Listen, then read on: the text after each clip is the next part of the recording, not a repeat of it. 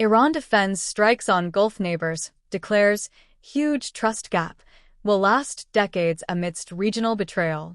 Tehran, Iran, March 10, 2026. Iran today vehemently defended its ongoing missile and drone strikes against neighboring Gulf countries, asserting that these actions are legitimate self-defense against states that harbor U.S. and Israeli military assets. Iranian officials, speaking from Tehran, declared that a huge trust gap has emerged between Iran and its Gulf neighbors, a chasm they predict will persist for decades due to what they perceive as Gulf states' betrayal of regional solidarity. Despite an earlier apology from Iranian President Masoud Pezeshkian for the unintended spillover of strikes and a promise to halt offensive operations, fresh barrages of missiles and drones continued to impact civilian and military targets across the Gulf.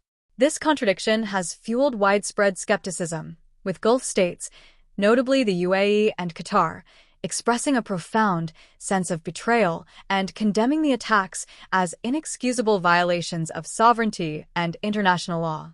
Iranian Foreign Ministry spokespersons emphasized that their targets are exclusively U.S. military bases, installations, and assets that, in any form or manner, are being used to help the aggressors. They argue that under international law, these sites become legitimate targets once host nations allow them to be used for aggression against Iran.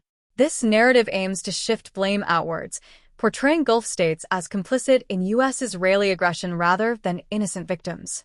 However, Gulf states vehemently reject this justification, maintaining that their territories have not been used for launching attacks against Iran.